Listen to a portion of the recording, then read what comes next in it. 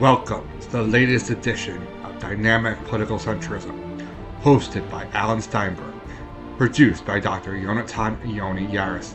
This week, our guests coming to us from Israel are Howard and Shaul Weisband.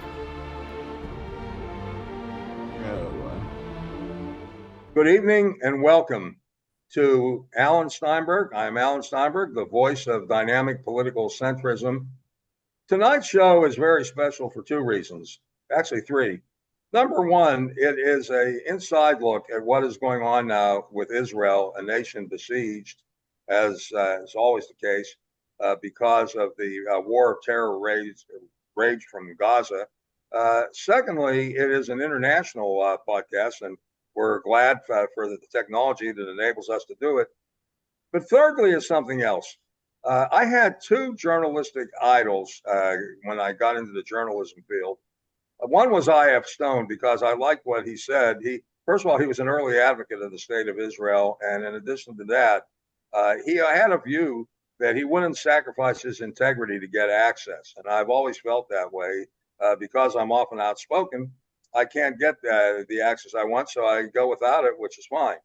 Secondly is the fact that Edward R. Murrow, who was my other journalistic idol, Edward R. Murrow said to really cover a story, it wasn't enough to interview leaders of a society or of a country. It was very important to talk to the people who are living with the story day by day on the ground and have to deal with the various aspects of it. And tonight I'm proud that we have a story like this, and it involves the Weisband family. The Weisband family is a family I grew up with in suburban Pittsburgh. They were a very honored family. The parents of Howard, who was on, and grandparents of Shaul, Nate and Ruthie Weisband, were leaders in the Jewish community. In fact, Ruth Weisband was the president of the sisterhood at the time of our synagogue's 50th anniversary. And that's when my father was president of the shul. And so I've always been proud of the fact that my father served with Ruthie. And Nate was a real fine human being. And so the Weisbands have been in Israel, been living this day to day. I'll tell you something scary, and I hope Howard can deal with this. Howard and I have known each other for 70 years. That is a long, long time. But I think we both, Shaul, don't you think we look good for our age? At least Absolutely. We don't look bad. Okay. I better say yes. Yeah, if he doesn't say, I want to have him on the show again, I'll never let him on the show again if he doesn't say yes. You both look great. All right, good. I'm pleased to hear that. But in any event, the Weisband family is quite an honored story from where I grew up in the suburbs of Pittsburgh. They lived in the Pittsburgh area. Howard was a leader of Jewish youth when I was growing up. And he was the president of Northwestern Pennsylvania Council of the Aleph Tzaddik Aleph, which was then the leading Jewish youth organization. And then later on, and I'll go through his bio, he served as a leader of very key Jewish organizations. In addition to that, he was a voice for Jewish youth in an area where we were definitely a minority. Now, after that, Howard went into various Jewish leadership organizations, which I'll get into in a minute, and he made the decision to move to Israel. That's been on my mind, not just because of Howard, but I made the decision years ago not to move to Israel. I had thought about it, and sometimes I love America, and I've had a good career, good life here, but I'm very concerned because of the growth of anti-Semitism. I no longer feel secure in America, and it even safer in Israel. What's that? It's hard for me. You know what? I'm not saying you're wrong, but it's hard for me now because I'm close with my family who was in New York, and I wouldn't leave them. And especially the anti-Semitism in New York has reached horrific levels that I think would even shock you. It's unbelievable. Not only Mamdani, but the things that happen on the street are unreal. Now, before I talk about Howard's life, I heard really... on that point, Alan, that point, I heard a young man say 2 days ago on a podcast, a noted young man, that his children are in a Jewish day school in New York, and the children were set for an outing somewhere in New York. Right. Parents receive a note from the school. Please see to it that none of your children are wearing anything that identify them outwardly as Jewish. You don't know how that hit home with me, what you just said. Remove the Magen David. If there's a kippah, please wear a baseball cap. The tzitzit shouldn't be hanging out. That's unbelievable. I've got a very similar story. I'm not going to tell you who. It's someone very close to me, put it that way, because I'm almost afraid to identify people who are close to me, because you have a lot of people way on the left, way on the right, who look to commit anti-Semitic acts, and I don't want to identify people. But someone I'm very close to, a young girl at the age of 9, her father, who is observant, but he wasn't Orthodox, he isn't, but he's very involved with the Jewish community. You know, he's a source of pride to all of us who know him. And he put on his kippah right before Pesach. And he's walking down the street, and this young girl, age 9, said, "Daddy, you have to take that off. Someone may beat you up. You may be in danger." And this is a family living in one of the posh neighborhoods of Manhattan. And the father was very, very thoughtful the way he answered. He said, "Look, we have to be proud of our heritage. We can't give in to people who threaten us. And I will always wear this kippah, and I want you to be just as proud as well." A few weeks later, this young girl went to the Israel Day parade very proudly. It was different from past years where she was a little afraid. So this young man, a very fine man in his 40s, really made an impact on this girl. But Howard, what the story you just told is not unusual. That is really a frightening circumstance, and it is going on here. So I think Howard made a wise decision when he lived in Israel, but I could not have seen it at that time. And Howard, I'll mention one other thing, what really hit home with me. As you know, I've been very attached to my Squirrel Hill heritage. You have a similar heritage. The day that the Squirrel Hill, I call it the Squirrel Hill pogrom, happened, it was a day of shock to me, because I discovered that a cousin of my father had been at Tree of Life Synagogue that day. It merged with New Life. You remember that show also. And it was just, and I found out about this reading the Washington Post. And so I did a column on it, and her daughter saw it, and her daughter was reconnected with me after years. And I reconnected with this cousin, but it is a very frightening circumstance. It really, really is. So I think, you know, for all the horrible terrorism that Israel has to suffer, at least there Jews can defend themselves. And I think the future there for the Jewish community is maybe much brighter than the future here. That terrifies me to say that. It really does. But Howard made the decision to move to Israel with his children and his oldest son, Shaul. Let me tell you his wife. Oh, geez, I don't want to be on her bad list. You're right. I get an E3 for that. Like that was in 1986. 1986, right. Okay. Yesterday was our Aliyah anniversary, 39 years, and it was Shaul's birthday. Correct. What was that? I'm sorry. On my birthday, my 7th birthday. His birthday yesterday. Oh, Yom Huledet Sameach. Thank you. Aliyah, we landed in Israel on his birthday. Yep. Wow. Well, happy birthday, Shaul. But the reason I admire Shaul, there's a lot of controversy in the Jewish world as to what is really a mitzvah. I'm not a rabbi, so I can't opine. But I feel that the greatest mitzvah that one can do is to serve in the Israeli armed forces, in the IDF, because you're really, as Shaul has done, you're risking your life for the benefit of the Jewish state, which came to being after hundreds of thousands of years. And so Shaul, it's a source of pride for me to know you. You know, I run into, this is another controversy I run into. You run into New York. I have nothing against ultra-Orthodox people, but they often do not recognize that they're able to exist because of people like Shaul. So Shaul, kol hakavod to you. And I'll get now into Howard's bio, and then we'll get before started. You leave that point, you should know that, I'll say it, Shauli, his son and his son with his wife Yiska, of course, their eldest and our eldest grandchild, enters Right. the Army on August the 4th. Yep, a couple He, weeks. he musters in on August the 4th. Yeah. Well, Yeah, my may he son. be safe. May he be safe. And Amen. amen. And it is an honor. He should know that the mitzvah that he is accomplishing is a source of pride, not only to his family but to Klal Yisrael. So all I'll the say, best. I'll add, Alan, it's a source of pride for us as well, for meaning I, as a soldier, Well, the I product, assume that. and you call it a mitzvah, and we're currently in what we call a milchemet mitzvah, right? You know, there's two different kinds of wars, of a mitzvah and a reshut. And the mitzvah, milchemet mitzvah is the war that everyone has to go to because it's critical and we have to fight for our lives, and that's literally what we're in today, and that's why it's a source of pride for all of us to be able to serve. And people thank me for my service, but I always answer that it's good for me personally as well. It's a source of pride, and I'm glad I'm able to do it.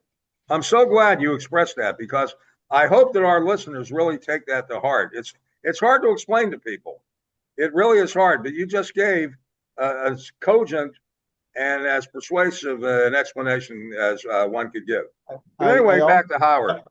Okay, well, I want to make sure that before the show, Shaul contacted me because I mentioned that in the presentation, I used the word loosely, and he says, expect me to give a presentation? I said, no, Shaul, this is what we call a Hamish podcast, meaning that we can all, be relaxed and do this informally. And our listeners seem to like that, by the way. But in any event, Howard is a fellow, actually, and board member of the Jerusalem Center for Foreign Affairs. He also serves as treasurer and board member of Report Inc., which is the American entity for non-governmental organizations monitor. And he's also a board member of the Michael Levin Base for Lone Soldiers and Lone Banot Shirut. And he's also been on the board of other organizations and is a member as a mentor to young professionals, all on a volunteer basis. Professionally, he's been a senior advisor on Israel affairs to the president of Yeshiva University, director general of UJA Federations Canada 2001 to 2004. Vice and Canada now is very concerned about anti-Semitism. Everything I read, and in addition to that, he was a vice president for international development at Bar Ilan University. I've visited Bar Ilan a number of times when I've been in Israel. Secretary General of the Jewish Agency, which I guess you could say that they're responsible, the Jewish Agency, for distribution of charitable funds and all the rest in Israel. That may be oversimplified.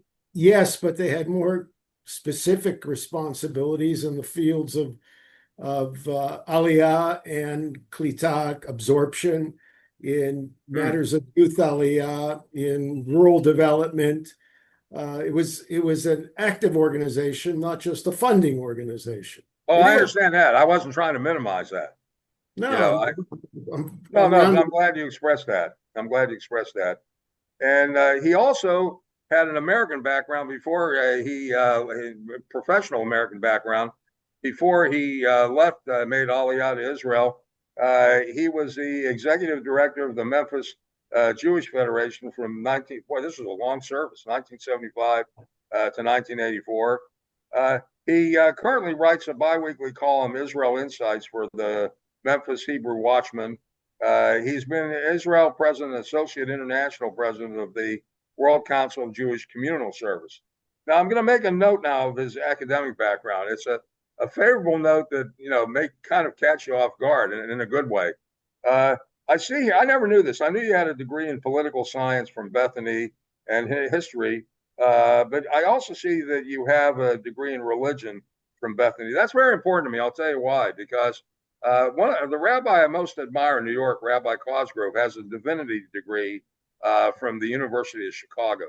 Now, I think it's important for one who is in the Jewish professional field to have an understanding of divinity, because you often have to deal with people of other faiths, other belief systems within Judaism. And I think that having a degree in religion can give you this broader perspective, in my view.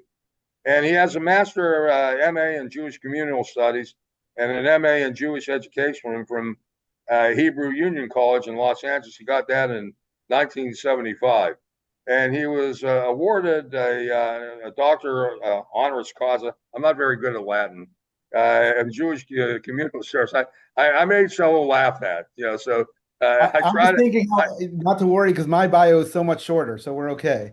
Yeah, but you served in the army. This is no Yeah. BS. No BS. I think And that's he's a a big deal. graduate of Bar-Ilan. Oh yeah. Well, that's well. That's that we have in common is a BA in political science. That's pretty much where it Well, I ends. got the same thing. There Okay, you go. so we have a lot of political scientists here, and but the biggest thing is your service in the army. I can never stop complimenting that. And Howard and his wife Kayla from Los Angeles originally, correct? From Right. LA. As Howard said, they made Aliyah in 1986, and they live in Jerusalem. They have 4 children, married, and live in Israel, and 11 grandchildren. So Howard is occupied full time not just by his communal activities, but in being a father and grandfather. Now, And we're going to husband. start first tonight with Shaul because I think that people do not have a perspective in this country as to what a sacrifice and what is involved in serving in the army and how it affects a young man's life. So I will let you do the talking, but I just want to put a framework on this. Tell us a little about growing up in Israel and your background growing up in America. I know that growing up in America, you also became a fan of the Baltimore Ravens. I still love you in spite of that. Okay. Orioles came first, though. What's that? Orioles came first. The love for the Oh, don't get Baltimore me started. Orioles. Well, the Pirates beat them twice, beat the hell out of them. So that's not True. it's not such a So big Megillah. But my Alan, dad has the- Roberto Clemente on his Alan, wall, and I have Cal Ripken Jr. on my wall. oh, that's all right. Howard, what were you going to say? The cute addition to that is that, yes, Shaul and his son are big Baltimore fans. Orioles, okay. Ravens, as a Pittsburgh Steeler fan, coming Right. from Pittsburgh, as you know, New Kensington, our hometown. Whenever the Steelers play the Ravens and they're division rivals, and that's at least 2 times a year, sometimes a third if it's in the playoffs, we suspend Shalom Bayit for those 3 hours. Well, I'm glad. Otherwise, it could be peace World in the War home. III. But we pick it back up really quickly. Well, I'll tell you Exactly. something about Baltimore. I have a connection with Baltimore. One of my closest friends, Avi Albrecht, for many years served as a chazan. He's maybe the best baritone chazan in the world. He was at Beit Tefillah, which the first time I walked into that shul, I thought I was in a museum. It is a phenomenally large and attractive shul, and I'm still in communication with Avi at least once a week. But you start off in Baltimore, and then you in your early years were there, and then you moved to Israel. Start off telling us a little bit about your background as a committed Jewish kid growing up in Baltimore. Sure. So I didn't actually grow up in Baltimore. I got a couple of years in. I was born in Memphis, Tennessee, with the family Oh, was okay. there. We moved to Baltimore in 1984. Dad, you're gonna have to keep me honest about all this, the years and everything, because I don't remember much from then. Spent a couple of years in Baltimore. That's where the Orioles kind of got hooked on the Orioles. Spent 2 years in Baltimore and made Aliyah in 1986 when I was 7. So I didn't grow up in America. I spent 5 years with the family, my wife and the kids, between 2012 and 2017 as an adult in Columbus, Ohio. So I relocated there for my work, and my wife did her PhD then. So that was my time pretty much in the US. But I grew up from age 7 in Israel, in Ramot, in Jerusalem.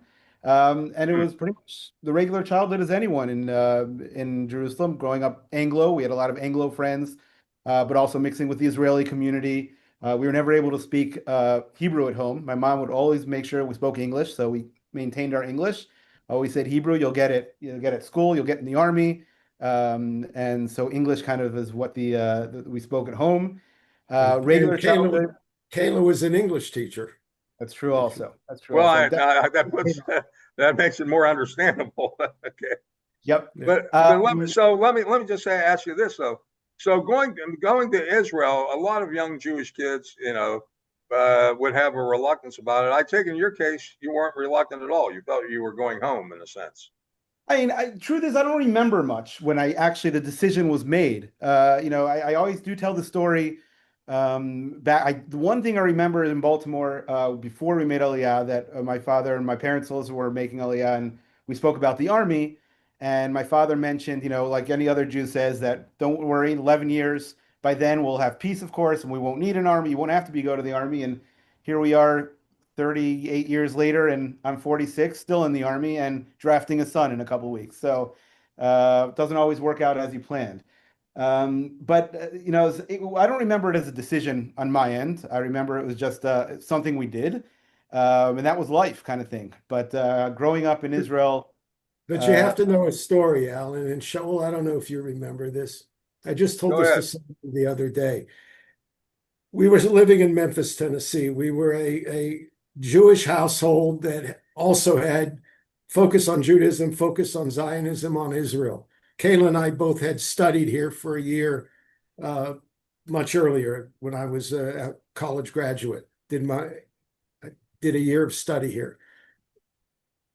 Shaul we had a neighbor that we're still very friendly with, a fellow named David Mervis, who was at the house. Shaul is, I don't know, 4 or 5 years old before we had moved to Baltimore for those 2 years.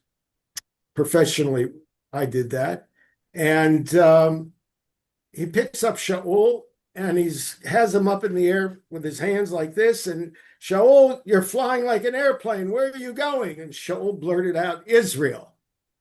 So somehow Well, it was that shows that he was inculcated. hardly reluctant. Somehow it was inculcated in our children's minds. Look, I was going to say also, I don't remember it being before we made Aliyah, but definitely living in Israel.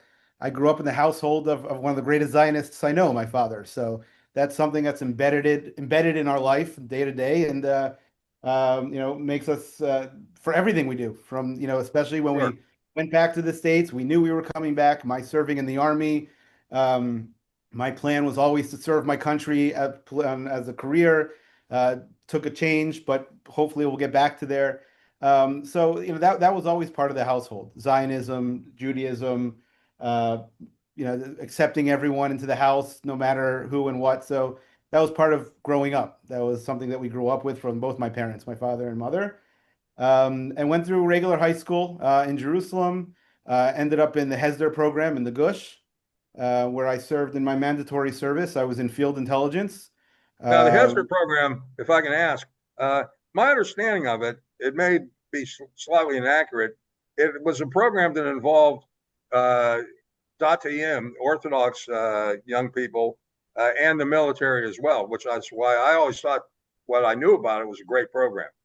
Yes, and look, it's even more relevant today. Everything that's going on in Israel about the draft and who's drafting and who's not. And the Hesder program is the perfect example of how you can have the perfect combination of the two, of the Sefer and the Safra the book, the learning, the Judaism, but at the same time be a soldier and combine those two lives. And the Hesder program does exactly that. It's a 5-year program, part learning in yeshiva, then going to the army, coming back to yeshiva. And a big part of the Hesder program also is that you draft with the boys, the men that you're in Hesder with. So you're also as an organic team there with other religious people and have a religious life. Personally, at the end, I ended up in a very small unit, not in intelligence. So wasn't only with people from the yeshiva, which I thought was a huge advantage for me. I think the army is a phenomenal opportunity as what we call the melting pot under meeting other people from other walks of life. So for me, it was a great experience. So I was in field intelligence in Lebanon back in days when we were in Lebanon, and also May 2000 when we pulled out when Barak was the prime minister. So I took part in that. And then spent after that about the regular reserve in the infantry units. Went to Bar Ilan where I studied political science, and then went on with my career. That kind of brings us to where we are today. 46 years old, married to Dr. Yiscah Weisband. Live in Modin with our 4 children, starting 3 girls and a boy. Our youngest is 11. Our oldest is 19, like we spoke about, going into the army. And spent 5 years in Columbus, Ohio. I am today a co-founder at a financial technology company that's based in Modin, where we live. The main offices are here in Israel, but our activity is across North America and Europe. We have offices both in Europe and the US. And that was pretty much my full-time job until October 7th, which kind of took a back burner. And since October 7th, I spent about 9 months in the Army. So kind of like part-time here, part-time there ever since. Well, before I want to especially dwell on October 7th in just a minute, but I want to backtrack with two things. I'm not that familiar with elementary and secondary education in Israel, but I assume, knowing your parents and knowing what your family background is, that the school you went to for elementary and secondary was a very good combination, I might add, of both religious and secular, which is a problem in America, because I'll tell you, in the ultra-Orthodox neighborhoods of Brooklyn, and I spent a lot of time in Brooklyn, particularly Muncie, I don't feel that they're not being prepared for life. You were prepared for life, but a lot of these people are just studying ultra-religious interpretations of Judaism, and they're not getting the secular education they're going to need to function in a competitive world. But I assume your education was much more modern than that. Yeah, I mean, at the end, it really does come down to the school. The main school system is a public school system that's broken down to what we call mamlachti dati and mamlachti. So you can be on a religious school or a secular school. Either way, obviously, both have the religious aspects of Judaism and holidays and everything like that. The religious track has more religious learning, but obviously combined with secular. I was in a private high school, which since focused both on the secular and religious studies, both at a very high level, turned into very long days. But because of that, really spent the mornings in the Jewish studies, and then through the afternoon, the evening in the secular studies. So you definitely get the best of both living here. And I take it that your children go to a very similar type of school. Yep. Basically, the ultimate example, and I say this in a very laudatory way, of modern orthodoxy and modern education. So I don't think people realize that about Israel, how good the education system is. By the way, a quick note on Modi'in. I've been there. I saw Shlomo Carlebach there years ago. He had his own place there, and he would have Shlomo Carlebach, for the benefit of my listeners, was a very famous. I groped for the word. He was basically an ambassador to the Jewish world to get people more involved in religion. Very spiritual man, and I'll never forget the atmosphere when I saw him in Modi'in. There were young people there from all over the world, but it was really something to observe. But I take it that Alan, you probably saw him in Mavo Modi'in, which is a moshav just outside Modi'in, where he and his followers lived, and many of them still live there. Oh, that's interesting that's more or less a shrine to him then, if they're still living there. We don't do that. Not a shrine, but it's. I'm not using that in an idolatry way, but I'm saying it's a place where his memory is honored, I would say. Oh, for sure. Yeah, for sure. I use the word shrine in that sense. But in any event, all right, so you finished up with your education. You went to Bar Ilan. You went into the military. Tell me your experience in the military, and then we'll get into October 7th. Tell me your experience in terms of the unit, the type of work it did, the type of tasks you were assigned, and all the rest, and then we'll get into October 7th. Go ahead. Sure. So my mandatory service was in a very different unit than what I am today. So back then it's what's considered field intelligence. In general, intelligence is split into three. It's the human intelligence, where it comes from humans, the SIGINT, which is signal, the famous 8200, which is the signal and the cyber and so on. And the last one is the vision, the visual intelligence. And I was on the visual part. So we were teams that were considered what's called field intelligence, where you would go out, collect intelligence based on any of the needs, whether it's defending the borders, whether it's special missions of soldiers going out, and you would be able to gather intelligence beforehand or during. That was our focus, and it was split into different areas. It could be in the north in the Golan, Lebanon, or in the Judea Samaria area. So I was posted in Lebanon and spent my time in my mandatory service there, doing a lot of the whether kind of cameras or anything else, the visual aspect of collecting intelligence. Spent there before I was released. It was a very small unit. Today it's been expanded, but the unit. So what happens is usually when you'll finish your mandatory service, and then you throughout the years you'll do reserve service, which is usually going to be a week to a month, a year, where it's training but also operational, and either you'll be operational or mostly preparing for times of war or anything like that. My unit did not have a reserve unit, so I was a regular infantry soldier throughout from when I was released. This was back in 2002 through 2012. I spent 10 years in the infantry reserve unit. Anyway, probably around 10 years starting from 2002 yeah, or later. Starting from 2002. So we were in an infantry reserve unit from 2002 till 2012. In 2012, we relocated to Columbus, Ohio as a family. I moved to open my company's US offices. My wife ended up doing her PhD in epidemiology at OSU, and we spent 5 years there. And over those 5 years, basically what happened was since I didn't show up for reserve, they obviously knew I was living in the States, but they let me know that I was discharged from the reserves simply because I hadn't been there in so long. I haven't been training, so I was considered out of service. And also, it's important to mention that when you're 40, you're released from the reserves as well. So I was coming up to 40 in any case, so they let me know. I remember the day that it happened, and you know, I always loved going to the Army and serving. And when I was standing there in a Staples in Columbus, Ohio, and they called me and let me know, I was devastated, but wasn't much I can do. And you know, in terms, I can't argue with the facts. Well, devastated because of the discharge, or devastated because they would want you back? No, I think because it's an honor that they would want you back. Sure. Well, because of the discharge. As far as I knew, I was done with the Army as of then. And then when I got back from Columbus in 2018, I was drafted to my new unit, which was completely by luck. It's a very small unit that I'm in today, and it's called the Eitan unit. The Eitan is a acronym for Itur Ne'edarim, which is Hebrew for the detection of missing people.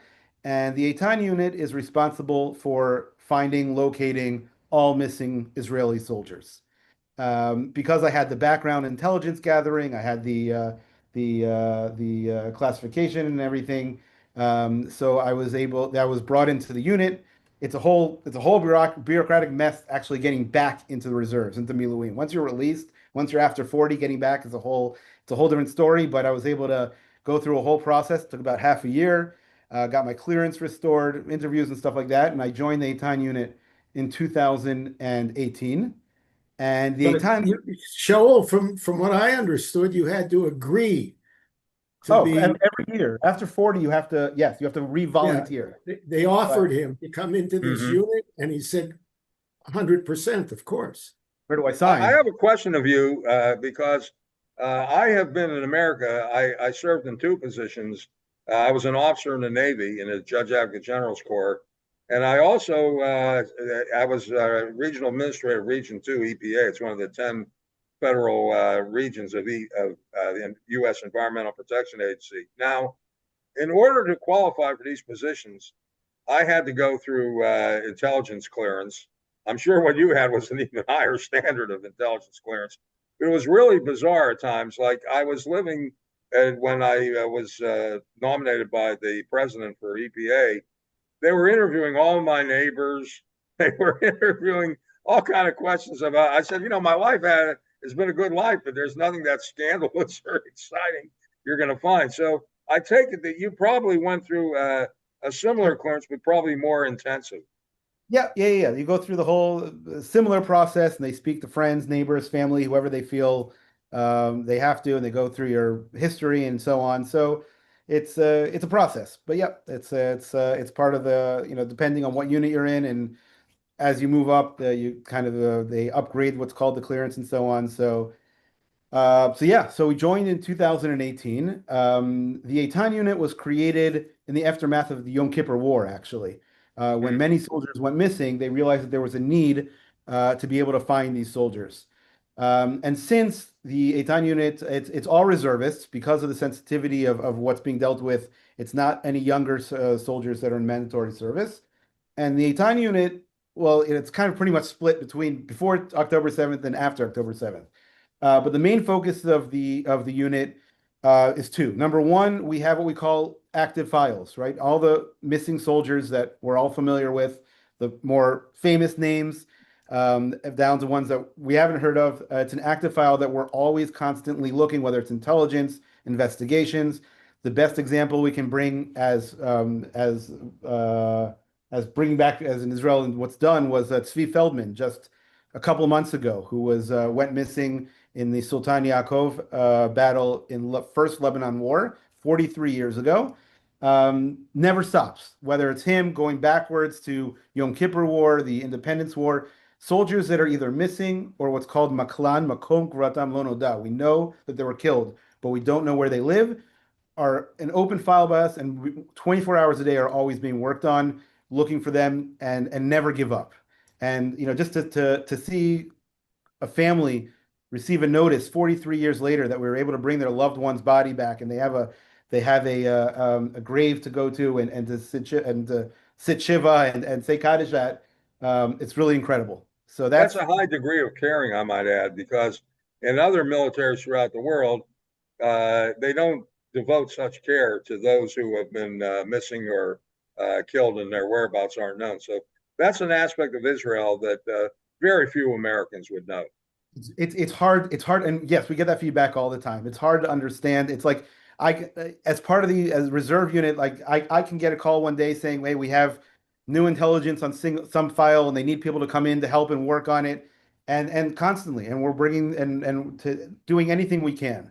So that's one side of the unit that what we call the open files that's focused very much on intelligence and investigation. The other side of the unit, which I'm more involved in, is being able to be with troops in real time. And in case during battle a soldier goes missing, we're able to intervene very, very quickly and figure out what happened, find out what the status of the soldier is that they're missing is, and do that in real time. That's I lead a team in that space. And it's come very true it's whether in Gaza or anywhere else, we're always with the troops and able to intervene very, very quickly. And that's translated into what we see today in October 7th, where we have the hostages started at 250 down to 50 today, where the unit takes a big part in finding on their whereabouts and where they are and being able to create those conditions to bring any kind of information we can back to the families. In this process of trying to find either deceased or missing soldiers, it's remarkable you've been able to carry this on in the midst of all the hostilities and the fighting that you're basically subject to every day. That is a remarkable aspect of service in the IDF. I don't think you'll find that.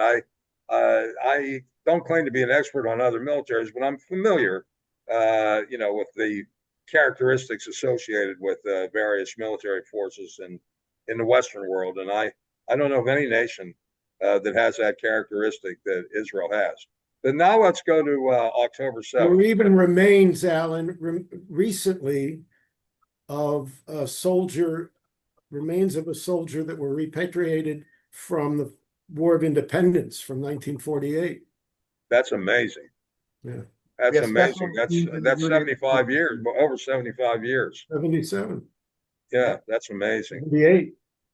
Yep. Leaving no soldier behind is something that we are very much led by, and whether it's the hostages from past 2 years or 1948, 1972, 67, it's all the same to us. You just touched a memory of mine. And this shows how Israel's distinguished and the characteristics of people in the military. Back in 1980, when the Iranians held hostage various American soldiers, Jimmy Carter was president, and he gave the orders for a raid to try to rescue American hostages in Iran, and it failed. And I was in a discussion group with an Israeli, and I asked him, he was a former military person, and I asked him, what did you think? He said Jimmy Carter did a terrible thing by leaving the wounded and the deceased behind. And I'll never forget that. that was something that really showed the regard, the compassion that Israel has, not only compassion, but appreciation for the lives of its own soldiers. I'll never forget that. I won't. It's just a solid memory with me. But let's talk about October 6th and then connected with October 7th. And what was your experience and how it's affected your life, really? Sure. So October 6th and 7th, Simchat Torah, we have a nice tradition that our family does every single year. We go with a bunch of other families that are friends of ours, and we spend the holiday in Jerusalem, downtown Jerusalem, in a hotel there. And what we do is we go hakafot shopping. We go from shul to shul, from the old city to the great synagogue, nachlaot, and just go to all the different shuls, catch a hakafa here, a minyan here, and davening and so on. It's something we've been doing for a month. It was also Shabbat. It was also Shabbat, correct? Mm-hmm. So we were there in the morning of October. We had the sirens like everyone else, which is not something irregular in Jerusalem or anywhere else, but we had not yet known exactly what was developing down south. And we were leaving for shul, and we didn't have our phones on us on Shabbat. And we walked by the security guard there, and he was on his phone, and he was scrolling. And I walked up to him, and I said, what's going on, in the news? And he said, don't even ask. There's a whole crazy mess down south. He goes, there's a rumor that a soldier was kidnapped. And that's how my October 7th started, right? One soldier that was kidnapped. And I said, well, that's my space. That's the Eitan unit. So I better go turn my phone on and see if I'm needed. So I went back, turned on my phone, started understanding what was going on. And very quickly that morning was drafted immediately to the unit. We were called in to the Central Command. The Central Command is actually right in the outskirts neighborhood of Jerusalem. So it was about an 8-minute drive from where I was. Threw the keys to my friend, and I told him to give me a ride. Kissed the wife and kids, told him it's not a big deal. I'll be home tonight or the next day or whatever it is. And he dropped me off at the base. I wasn't even in uniform. I had my Shabbat clothes I didn't have my uniform. I didn't even have a wallet on me. I just showed up at the base and showed him my phone, the WhatsApps that I was asked to show up, and got there and saw the people that were the soldiers, the team members, and we started working. And to give you a little bit of context in terms of what we were dealing with, when we train for finding missing soldiers in real time in combat or out in the field, we'll go in for a week. There'll be a whole drill. It's usually going to be a scenario of like a tank that was attacked or a car that was attacked or something like that. And you're working on a scenario of probably 2 to 4 missing soldiers. And if they've gone crazy and it's been 2 teams and they've built a whole robust exercise, you're dealing with 6 soldiers that are missing. That you go through the whole process to find them, and intelligence gathering and learning from the scene, forensics, and so on. That afternoon of October 7th, we had over 1,000 names of people that were missing up on the wall that we had to start working with. And that means going one by one, figuring out what their status was, or do we know if they're still alive, if they're injured, are they in the hospital, were they kidnapped, were they killed? And it's hard to remember now, but the number of 250 hostages that we ended up with took months to get to. Months. It was I don't remember exactly what the timeline was, but we spent a lot of time going through all the names, trying to figure out through the kibbutzim. There were people that were killed, that were burnt, that just we could not find, that we didn't know about, and we had to learn about. So that's where we started on October 7th. The teams split into 2. Some of the teams went to the kibbutzim to help the people there to start once they were able to take control of the kibbutzim, to start being able to find the missing people that we had up on the wall.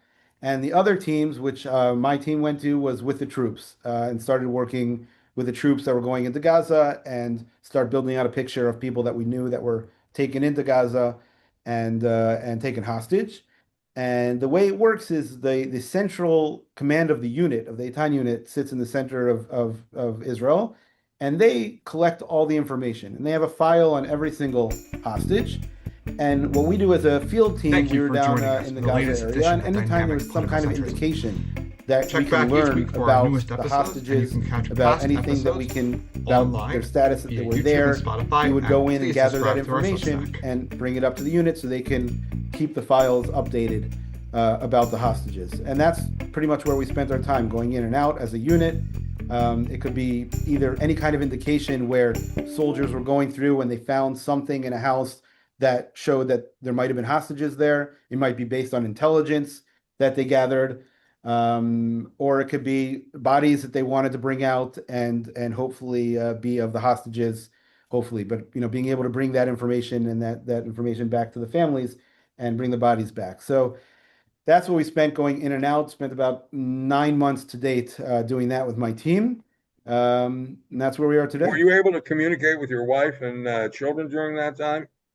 Yeah, so as opposed to like the forces that we're in and battling, we have a very specific job as the unit. So we would be going in and out all the time based on our need. I wouldn't go in, and that's one thing I always told my wife and my mother. I wasn't on the forefront in terms. I wasn't sent into Gaza to capture areas to take over anything. I was sent in one. We were always one leg behind. When we came up to a house that we knew that there was an indication for hostages, and we'd have to go in and figure out who was there, collect forensics, collect any kind of information that we can. That's Still, after your life was very much at risk because you were in the heart of a war zone. Yes, yeah, correct. But again, I'm going in once they've cleared the house and they explosives wise and terrorist wise and everything like that. So I was definitely in the war zone and so on. But I wasn't on. I was sent there for specifically for the hostages and stuff like that. So I was able to go in. I was going in and out, communicating. I always had me and Iska, we always knew that it's always a question whether you tell people, your wife, whether you're going in when you're going in or not. And I never wanted people to worry. So it was always kind of, we had like an agreement that she'll know if I'm working and I just let her know when I get out and everything's good. So, but I was able to communicate when I wasn't in and it was luckily I was able to go in and out all the time and I wasn't there. It would be for either for a couple hours or for 5 days I spent at a time. So it wasn't that I spent months in there at a time. So this really was an intense involvement on your part, where you were definitely at risk during this period, but it was a labor of devotion to the souls and the lives of those who had given their lives. I'll use the phrase "Al Kiddush Hashem." That they really is sanctifying for the existence of the state of Israel. So, how long did this go on that you were in this unit? Still going on. I just got out. I know, but you're right now? Obviously, you're not involved every day as you were at that time. So the way it works by us is we always have a team down south working, and those teams switch out. So my team just got out this Monday. I'm going back in again in a couple of weeks. So you're subject to recall, basically. All the time. Yeah, sure. Yeah, I go in again in a couple of weeks, and the day I get out is the day that my son gets drafted into the army. So we're kind of switching there. It's if you want the story of Israel in one sentence, that's pretty much it. I'm getting out. I'm finishing that week and coming home for hopefully for a while, and then my son's going in for his first time for his draft. So that's pretty much Israel in a nutshell. Kind of passing. What is your son? Do you, or if you're able and are allowed to disclose it, what sort of service is he going to be involved in when he goes in? He's going to be a combat soldier in the tanks brigade. So he's going to be in the infantry or in the tank war? In tanks, yeah. In the tank war? Mm-hmm. So that is a very elite aspect of the Israeli army, and I can say to all of our listeners, what's his first name? Ariel. Let's pray for Ariel, and let's honor him for the service that he is about to provide. The tanks unit, I have to tell you, not only won their glory in this last war, but people remember, there was this whole perception that the future of war is going to be cyber and electronics and missiles and stuff like that. And people learned very well that what leads you have to, you can't, there's nothing else you can do. The war is the boots on the ground and the tanks and the tanks really kind of what they've been able to do in Gaza and anywhere else in terms of also the battles, but also protecting other soldiers and stuff. There's a whole new kind of I would say respect and also the highest motivation to go into tanks today. They've done incredible work over the past couple of years. Let me ask you this: is it a competitive process to be admitted into the tank corps, into that division? The answer is no, because meaning you have to be a combat soldier. You have to have the health and the to be able to combat soldier. You also have to want it. Not everyone wants to be a combat soldier. But today in the modern day Israel, we need more soldiers. So infantry and tanks is where all the soldiers are going, whether you like it or not. And it's a combat soldier like anyone else, and taking a big part in the mitzvah, like you called it, the of protecting the state of Israel and the people of Israel. The current chief of staff, his background was in tanks, unlike many of his predecessors, and he's proud. Well, just a note on the current chief of staff. He has a high degree of credibility with me because of something, if it's that I read recently. They were talking about the impact of the attack on the incursion into Iran. And when there was all this nonsensical talk in America that they didn't really do that much damage and it was not that effective, when the Israeli chief of staff spoke out and described exactly the type of damage that had been done to Iran's nuclear arsenal and weaponization of the uranium. When I heard him, I said, I can believe him. I'll believe him more than any American journalist who is going to speak from his or her own bias. So that's a further reason for me to have a high regard for the chief of staff, because he has been in the combat. He understands the nature of what his soldiers are going through. Now, let me ask you this. This may sound like a fatuous question. I don't mean it to be. How long can you stay affiliated with the military? Until what age? You're 44, 45 right now, or 46? 46. Yep. 46. How long? You seem very patriotic. My question is, how long can you have some role with the military? It really depends on what you're doing and who the person is, right? I'm very lucky to find myself in a unit on one hand that's doing very, very significant work. On the other hand, I can still be in the field.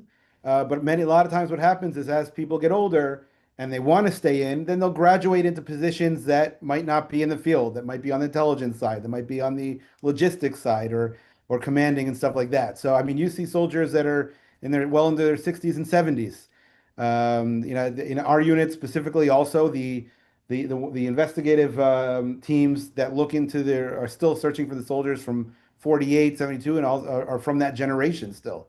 So it's really a matter of the will of the person and finding the right job that they're able to use their capabilities. What's interesting to me about that is, in America, you may see an officer, someone in the officer corps, who can stay in the military into his 50s or maybe even his 60s, but very, very rarely a person from the enlisted ranks can stay that long. And that involves a high degree of motivation and also patriotism. This past year, I worked with soldiers in most elite units that were well into their 50s and doing incredible work. So really, check back each week for our newest episodes. Yep. Well, if I can use a Hebrew word, I don't speak fluent Hebrew, but call it kavod to you, all the honor, and it's an honor to have you on this podcast. I want to talk a little with Howard now because I've been interested. I read the American papers. I read some Israeli papers as well. And I read, by the way, my reading is not limited to periodicals that I may agree with or not agree with. But I'm getting so many different explanations as to what the mood is in Israel right now. I'm under the impression that there is division and debate regarding the Gaza war. I mean, for where I sit, that's definitely a necessary operation for the security of Israel, whereas the operation in Iran seems to have a lot more public support. I'm curious, Howard, as to what are your impressions regarding the public mood regarding both of these theaters of action? Well, excuse me. You're correct. I mean, what we did in Iran is supported by, I don't know if it's 100%, 95% of the people, et cetera. And it will be taught in military schools everywhere.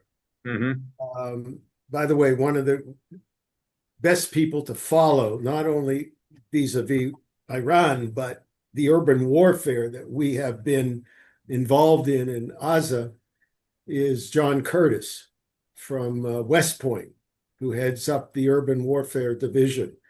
And he is tremendously laudatory of the way that the IDF, the Israeli Army, Israel Defense Forces, have conducted that warfare in that theater. Where can I find his work?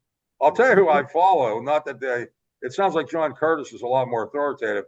I read a lot Michael Oren, originally from America, and he's one that I feel he's totally credible. I can usually distinguish those who are credible and not. But where can I find the works of John Curtis? Has he written any books? Is he on television? He has his own website, and if you look up his name, Google it, you'll get the number of podcasts and papers he has written. He writes, many of his articles in the Jerusalem Post and elsewhere.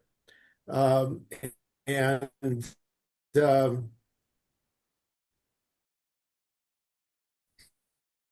really worthwhile to follow him.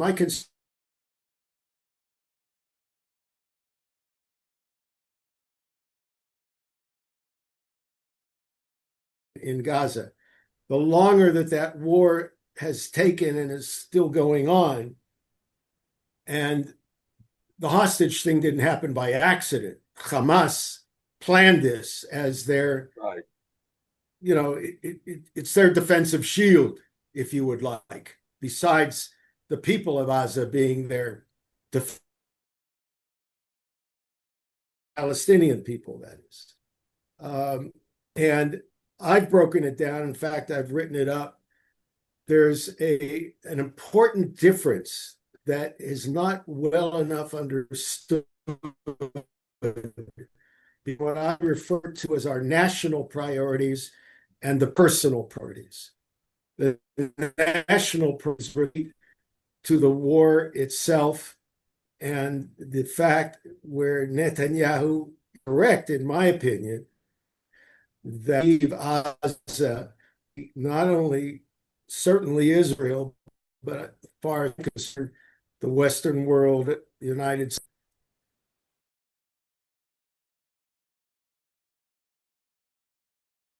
sense, and as well as in terms of their terrorism.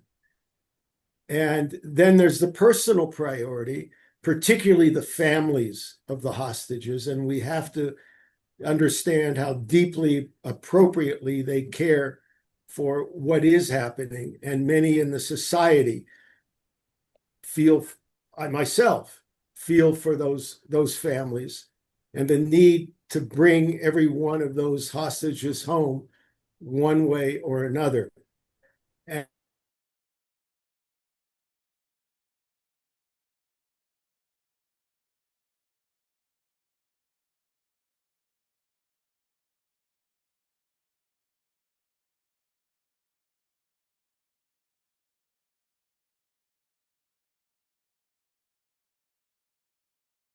Hamas terrorists that exist.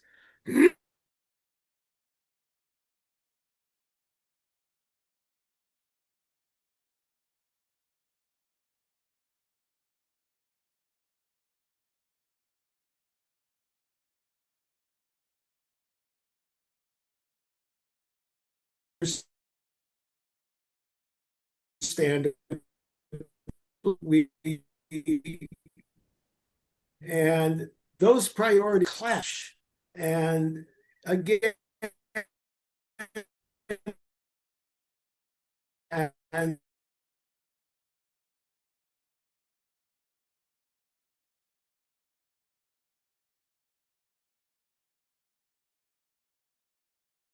even should Qatar be a mediator, but they are.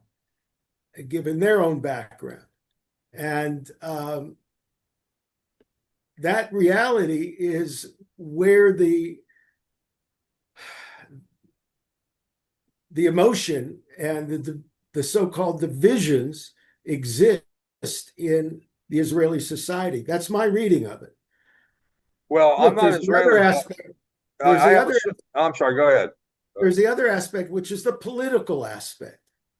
And that's the strong feelings that many have for Bibi, for Netanyahu. He did a hell of a lot of good for this country, going back to the time when he was ambassador at the United Nations and then finance minister for the government, and in his years as prime minister. And he had, and Bibi, in my estimation, I used to vote for him. One of the other columns I did was Confessions of a Former Bibi Voter. He's a centrist, and he wants to build a strong center, which has a focus on the right of center. There's no doubt, but essentially he's a centrist. Politically, he couldn't achieve that after the last election, and the coalition he had to build for the first time in our history became a far-right coalition. It wasn't a centrist coalition. Right. And that creates more tension politically. Until October 7th, it was focused around so-called judicial reform. And I don't have to tell you that people were in the streets regarding judicial reform, pro and against, pro and con. And then it morphed. You don't hear much about judicial reform every once in a while, blah, blah, blah. But it morphed into what's happening in Gaza and the war itself and the hostages. And it's, so you've got to understand, on one hand, the balance between, as I said, the national and personal priorities, and then the balance between our objectives, our goals and objectives in Gaza with the war, Lebanon as well, Iran as well, and the political machinations that are constantly taking place. And the most recently, this government may fall in the next few days or next 2 weeks because of the Haredi draft. And where the Haredi, I read about that. It really got me. All of a sudden, it's been an issue all along, and it's become more intensified because some in Likud, including Yuli Edelstein, who the whole matter is in his Defense and Security Affairs Committee within which he chairs in the Knesset. Yuli is a wonderful person, a very decent person, and he said must speak. And there are others, some Likudniks, that are saying must speak as well. And yet the Haredim are insistent if they stay in the government, and some are promised to pull out in these very days. Well, what happens if they pull out? What happens to the government if they pull out? Depends how many mandates are left. It depends what kind of deals are made with them. Look, they're not only after they're wanting their boys not to be drafted, many of them, and there's a tremendous manpower need in the IDF now, which has increased the pressures. And that manpower need is due to, yes, the ongoing war, reservists who have to be home, their families, their businesses, and the number of boys and girls that we have lost in this war, or those who are injured and can't return to their service. Would this result in a need for a new election? That's basically my question. Well, that may happen. Most of us have said not during war, but even now on the political front, there's pressure that maybe this government should fall and maybe we should have elections. And that, I don't know that the society can sustain at this moment. I haven't really analyzed this carefully enough, but I don't know that the society can sustain a war effort, bring the hostages home, and the political infighting that takes place in a normal election process. It would be abnormal. It's a question. I'm saying this from maybe this is an apposite parallel. It's not a good parallel, but I have always felt that in spite of all the political uproars you see in Israel, the country stays together. The country doesn't fall apart. They find a way. And, I've studied, I'm very involved in American history. In the 1944 election, when Roosevelt was running for a fourth term, and he was running against Tom Dewey. And there was a lot of people felt that Roosevelt, was, since he was ill, shouldn't be reelected, but there was a desire for continuation. And somehow America can survive. I'm more confident in Israel's ability to get through something like this because of the sense of patriotism that is there. But one reason I'm very happy to have you both on tonight is there's one accusation that's made against Israel. I'm involved in the American political front, so to speak, when it comes to Israel and dealing with the politics of getting more support in America. There's nothing that enrages me more than the accusation that Israel is committing a genocide. That is an atrocious lie, and I've been delighted with one person, and that's Jeffrey Goldberg. Of all the, basically advocates for Israel in America, he's been at the forefront that in the Hamas charter, this is something few people know in America, in the Hamas charter, there is a mandate for genocide. It explicitly says this, and that word doesn't get out there enough. I was pleased, actually. I worked very closely with Hillary Clinton when I was at EPA, and she became an advocate for Israel, much more so than she used to be.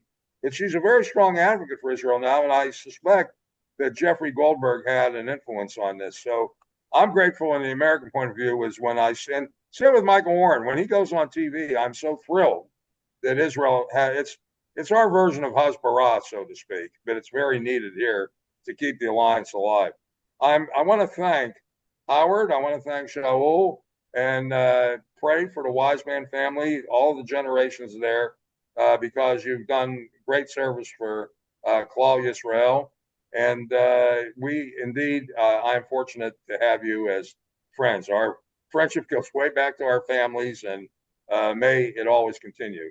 Over 70 years, that's scary. And we want to thank you, and we want to thank Yoni. Well, I always thank Yoni because he makes the show possible. He is the king of all media, as I call him. Well, that's it for this evening. I hope I can get you both back at a certain point because these events don't stay stationary. So I'd be fortunate to get you back because the message does not get out in America as the way it should. It's very frustrating, especially now. I mean, I've stopped. The only reason I watch MSNBC is for entertainment purposes. CNN isn't so bad. CNN isn't so bad, but I cannot believe some of the real nonsense that gets out in the media.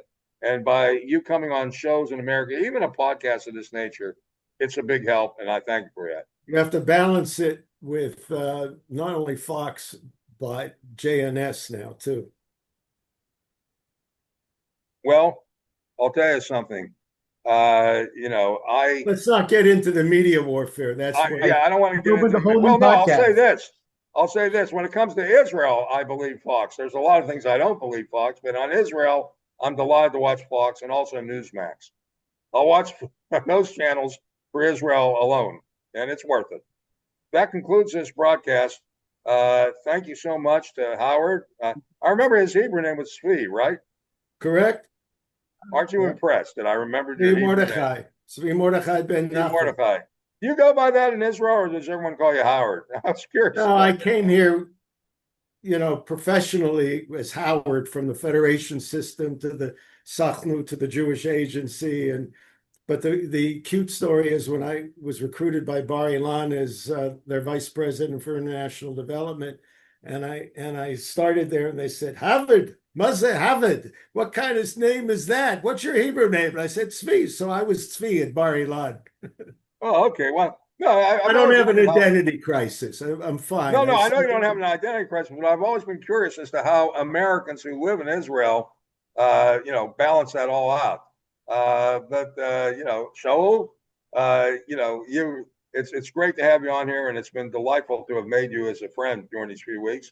And I give my thanks to Kayla also for the fact that she's keeping the home front alive, and that's cannot be underestimated. That can't be. And Yiska and it all can't our be kids. overestimated, I should say. All the spouses, absolutely. Absolutely.